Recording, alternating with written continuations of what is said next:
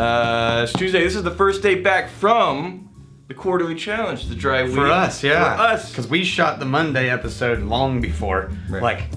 like 2 weeks ago. So we could strictly fall in line with the official dry week. Yeah. Which I totally did. I'm still maintaining that that's the truth. Because that's what we told our people. We told our people that it was okay. You're like 30 seconds in. 30 seconds in. You haven't learned your lesson, Daniel. It's not a lesson to be learned. All right, if you haven't seen the most recent Tribe episode, go ahead and see. What do we got today? All right, so this is probably going to be mispronounced by me as the Ileach.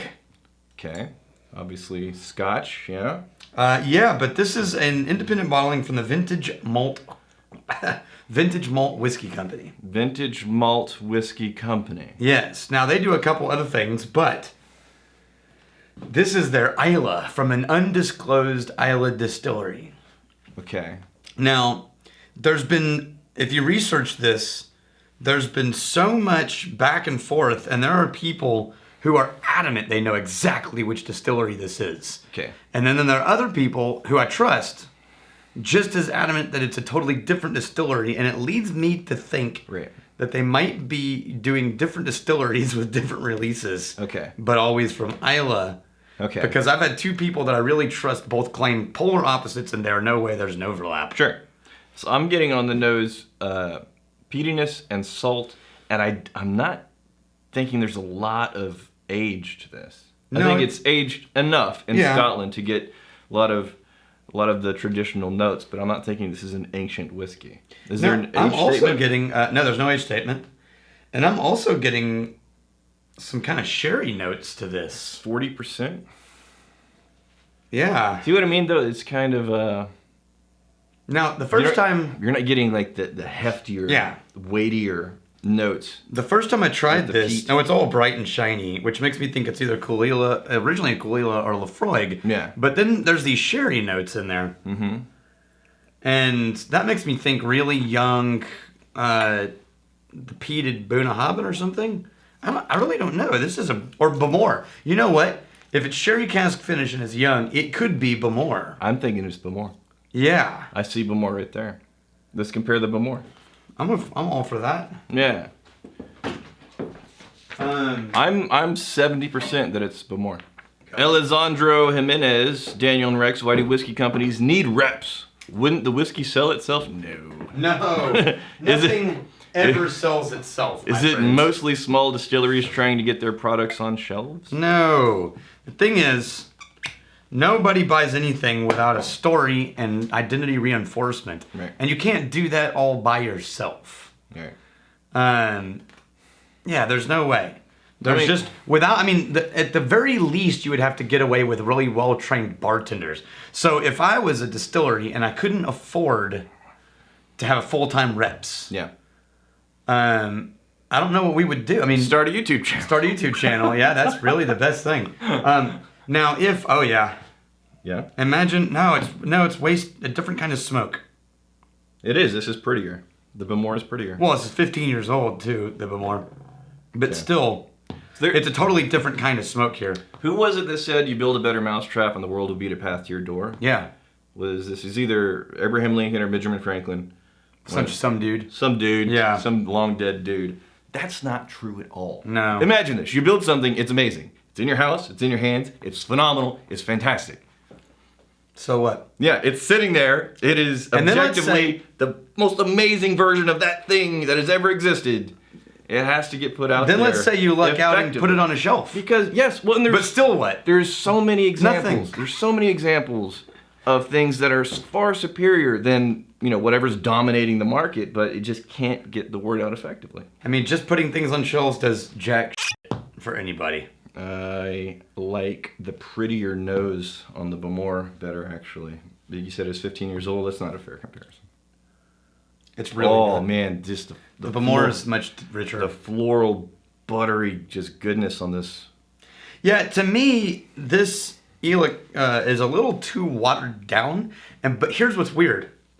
It has this washy, watery, thin taste. Mm-hmm. that ends with heavy smoky ash. Ash? And it's like there's nothing in between that but this slightly sweet water with an ashy finish. You see what I mean? The Ileach, really sickly, sweet, thin water, and then ash finish. Yeah, ash mixed with some earthiness. The leftover lingering oils from the tea. Yeah, it's watery. No, I guess it's the 40%, I think. But this is only 43. Really? Yeah. Wow, that age just puts so much more depth into those flavors, and it clings for days. Yeah, on the Bamor. Yeah, that's a sherry. Whoa, that's raisins forever. Yeah. You got raisins. I got like there's a thread of butter in there that's really nice. Oh, absolutely. Yeah. Joshua Buttered Holmes. raisin bread. Joshua Holmes. So you've mentioned that both extremely hot and cold temperatures basically reduce the amount of flavor you can taste in a beverage. By that logic, would body temperature, 98.6 degrees Fahrenheit, be the ideal temperature to drink whiskey? You know, interestingly, I don't know. That's basically what happens. Well, in your mouth. So yeah, but it happens in your mouth and it causes evaporation to happen really quick. If you did that to a whiskey, Evaporation? the alcohol would start evaporating out of your glass. If you heat it up up to whiskey 98. to 98 degrees, you're going to start evaporating things more quickly. Right. So I guess it does just take a few moments for it to warm up to the temperature of your mouth. Yeah, Yeah. just a few. And so, especially if you're taking small sips, but you want that evaporation to happen in your mouth where you can get all the benefits of it. Yeah. Although there are some spirits where they want you to hold it and heat it up to body temp. Yeah. And what you're doing is evaporating and allowing aromas to come out in the glass. Right. Got Platinum Group Northwest. Again, why parents would subject their children to names like this is beyond me. First, middle, last name. Would you name a child Platinum? Yeah. That is a kind of good name, but middle name Group? And then No. Northwest is actually pretty... No, I thought I might have made a mistake naming It's actually an amazing name for a child. Platinum Group Northwest. Yeah. I might have made a mistake naming my youngest Cash. Because this weekend I said, hey, Cash, we need to get you a robe. Yeah. And Cash said, quietly in the back seat, Yeah. only if it has dollar bills on it. And it was dead silent in the car. Yeah. And then we all lost it laughing, and Cash looked at us like, Right. he's How is this 7, funny? by How the is way. this funny? Yeah, I don't understand. Hey, Cash, I need to buy you a robe. Yeah, it's fine, as long as it has dollar bills on it. Dollar bills, Dad. Come on. I woke up at 6 in the morning. I often Today? do. Yeah, I often wake up super early and just lay in bed and watch the iPad there. I was watching all of these videos about van life, about these guys who buy just an old transit van, and girls too, and couples too. They'll just completely kit it out on the inside. Okay. It's not an RV. It's not a bus. It's a van, but they got everything. They got like a stove. They got showers. They got like a garage for their bikes. They got bed. They got like all the store. They got a closet. Anna's doing that with her boyfriend. Who? Works at the front. Oh, really? Yeah. That's really cool. And then I was thinking about it. I have 3 kids. My wife in a million years would never live out of a van. And So it's living the dream. and I have to shoot videos here like multiple days a week. Yeah. So unless the van life is happening in that parking lot, Yeah, it's not going to it's happen. not gonna happen. Right? But they even get like gaming systems and TVs, and they got the You just want a man cave on 4 wheels. I do. That would be amazing, just to go anywhere and park it. And I was just getting all these. Basically, you ideas. could only do this at Walmart's and Sam's Clubs. I was so into this. I started a new YouTube, like you can save videos and then add them to a list. I started a whole new category. I'm watching these videos, just saving because they have these good ideas. Just daydreaming. Yeah. Just daydreaming. All right. Platinum Group International. Hey guys, I need your help. I am not a whiskey drinker, but my soon-to-be son-in-law is. He's ready to spend some money on a spectacular bottle for him. I'm looking at Macallan 25. Wow, you're not joking. And the Johnny Walker Blue Label Ghost and Rare. What say you and why? I would say Macallan 25. Of those two, I would say Macallan 25. It sounds like you're picking things that sound good to whiskey outsiders. Which is smart. Which is smart unless he really knows what he's doing. Yes. So the other question I would say is go to your daughter, or son for that matter, who knows, and find out what he likes to drink and what's in his cabinet at home. And that's going to give you a better idea of which direction to go up the chain on. Yeah. Now, if you just are looking for an incredible age statement. Macallan 25, you can spend some crazy money. Yeah, but so can you on Glenfarclas. You can really spend some money. On the 21? Yeah. Compared to other... but better than Macallan 25 would be Glendronach 21, the Parliament. Whew, that would be nice. Yeah? Yeah. You know what week it's not right now? Nah. It's not the first week in Rex month. Yeah. Because if it were... You'd be asking for that Glendronach 21. Now, here's the thing. I know there's some concern. There's worry.